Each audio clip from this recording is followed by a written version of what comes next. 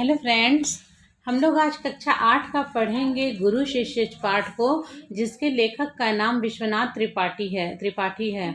इसमें गुरु शिष्य के प्रथम मिलन का चित्र उकेरा गया है, जिसमें आचार्य विश्वनाथ त्रिपाठी आचार्य ने अपने गुरु आचार्य हजारी प्रसाद द्विवेदी को माध्यम कर लिखा है, जिसमें वो गुरु का शिष्य से कैसा संबंध होना चाहिए, शिष्य का गुरु के प्रति क्या कर्तव्य होना चाहिए, इन सब बातों पर इसमें चर्चा की गई है। हम लोग पाठ वाचन से व्याख्या करते चले जाते हैं।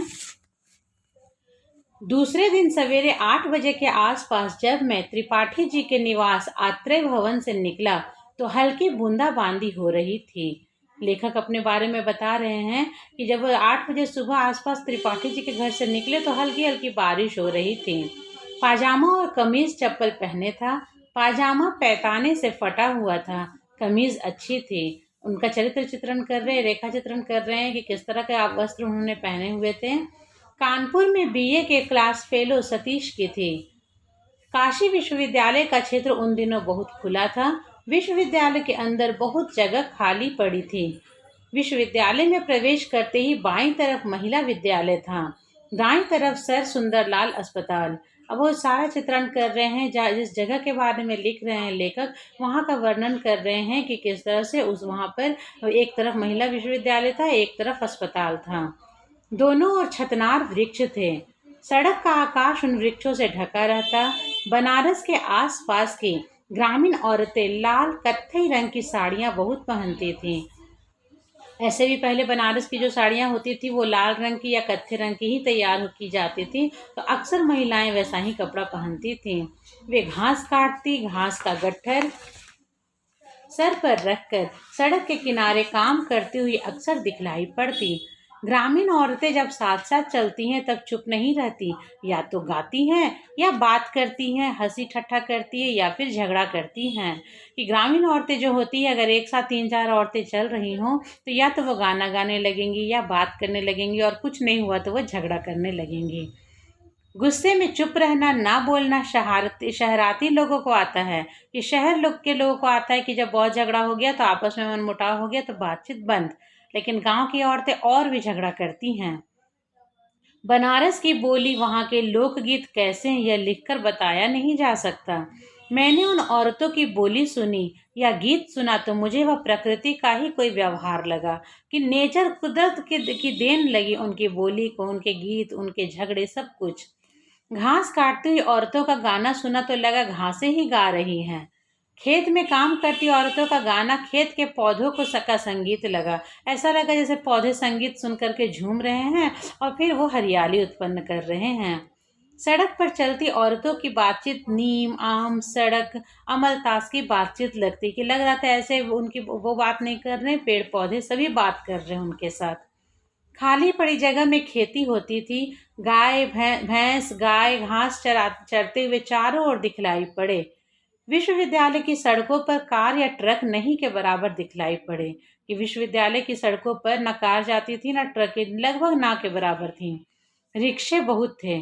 बनारस में रिक्शे बहुत तेज चलते हैं। विश्वविद्यालय में प्रवेश करते ही अमलतास, लेखक यहाँ बता रहे कि जब वो प्रथम टाइम बनारस में विश्वविद्यालय घुसे थे तब का ये दृश्य यहाँ बता रहे हैं। अमलतास, गुलमोहर, आम, नीम, घासों की मिलीजुली गंध प्राणों में बस गई। काफी सुंदर था विश्वविद्यालय। मालवीय जी द्वारा संस्थापित विश्वविद्यालय, मदन मोहन मालवीय के द्वारा बनारस काशी विश्वविद्यालय स्थापित किया गया था, उसी विश्वविद्यालय की बात यहाँ हो रही है, जिसमें पंडित रामचंद्र शुक्ल, बाबू श्याम सुंदर दास, हरिऔध पढ़ा चुके हैं, जिसमें पंडित राम प्रकट मणि त्रिपाठी, पंडित शिवबख्श जी पढ़ चुके हैं। उसमें मैं प्रवेश पाऊंगा, ये सोच करके विश्वनाथ त्रिपाठी काफी खुश हो रहे थे। पंडित हजारी प्रसाद द्विवेदी पढ़ाएंगे, उनसे भी ज़्यादा उनकी खुशी इस बात की थी कि उनको पढ़ने का मौका मिलेगा पंडित हजारी प्रसाद द्विवेदी से। यह सोचकर मैं अपने भविष्य से मैं बहुत प्रभावित और आतंकित था कि मेरा भविष्य ना जाने कैसा होने वाला है। यद्यपि मेरी मानसिक हालत बहुत पस्त थी, डर तो लग ही रहा था। फर्स्ट टाइम जब भी कोई जाता है, कॉलेज में एंट्री होती है तो डर बनना स्वाभाविक होता है। कानपुर की याद बेहद सता रही थी।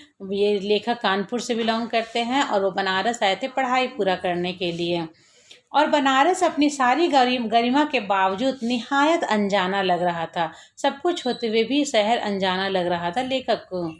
लेकिन काशी विश्वविद्यालय में द्विवेदी जी का शिष्य बनने की संभावना इतनी मोहक थी कि मानो जादू लोक में चल रहा हो, कि ऐसा लग रहा था कि हजारी प्रसाद द्विवेदी से पढ़ने का अवसर मिलेगा। ये सोच करके ही सारे डर, सारी चिंताएं लेखक की समाप्त हो जाती थी। पंडित जी के घर पहुंच गए वहां पर आचार्य हजारी प्रसाद द्विवेदी के घर। कुछ भावना कुछ संभ्रम के कारण बरामदे में बने सीमेंट के आसनों पर नहीं बैठा। फर्श साफ सुथरा था, उसी पर बैठ गया। वो अपना पहला अनुभव बता रहे जब वो पहली मर्तबा अपने गुरु से मिले थे। सामने दरवाजा बंद था, वह घर में खुलता था। दाहिने हाथ की तरफ कमरा था, कमरे का दरवाजा अधखुला था। अंदर कुछ लोग बैठे थे। एक भारी आवाज आती अंदर से, प्राणों में पावन स्पंदन भर वाली आवाज सुनाई पड़ रही थी। समझ गया कि यह स्वर आचार्य हजारी प्रसाद द्विवेदी का ही है।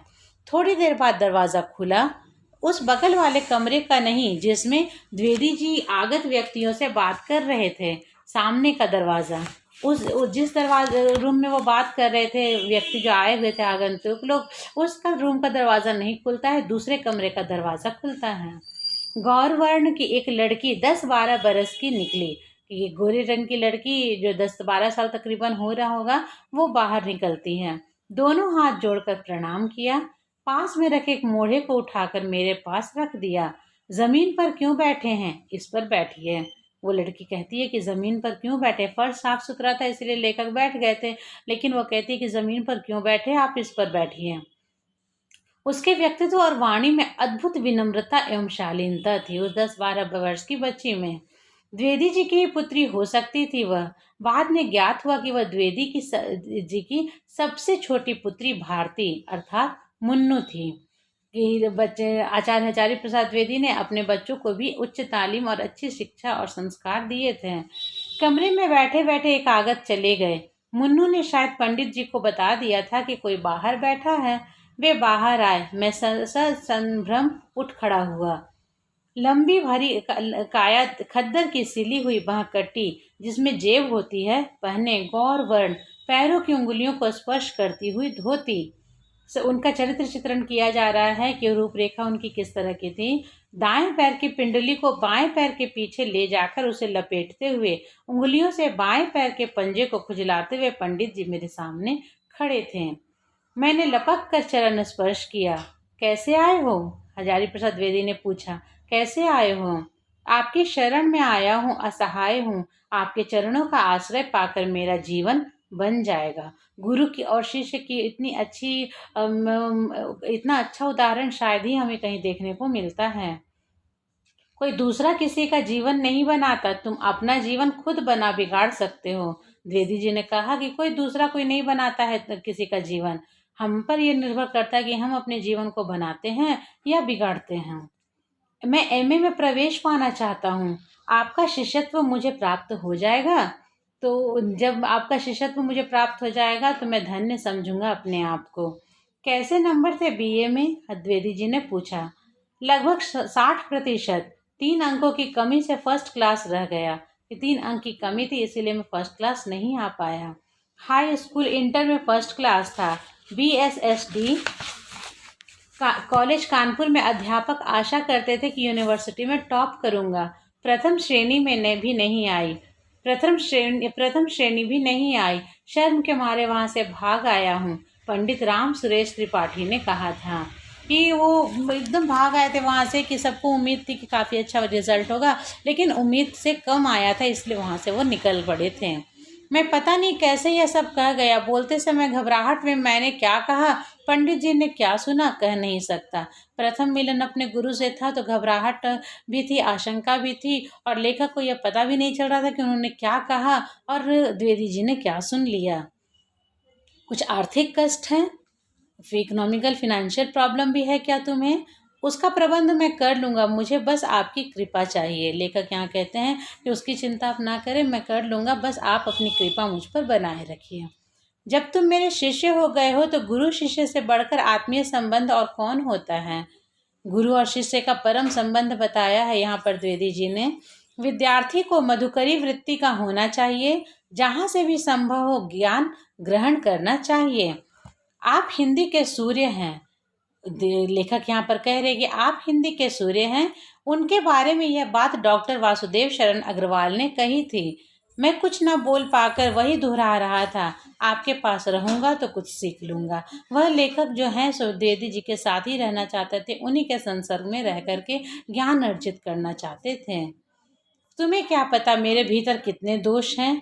किसी पर अंधश्रद्धा नहीं करनी चाहिए। द्विवेदी जी यहाँ बता रहे हैं कि किसी पर अंधश्रद्धा नहीं करनी चाहिए। फिर रुक कर बोले, तुम्हें भूख तो नहीं लगी है?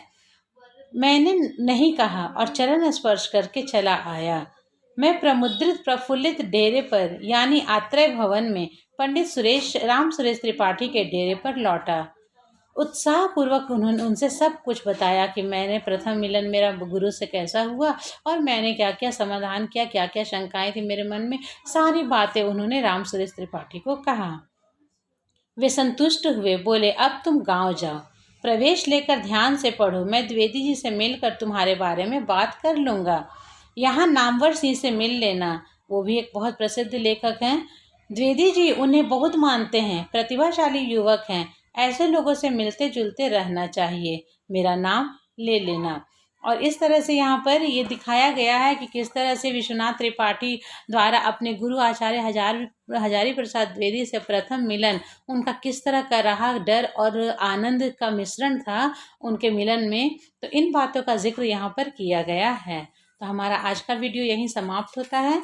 अगले वीडियो में इसके प्रश्न उत्तर के साथ फिर मिलेंगे। तब तक के लिए धन्यवाद।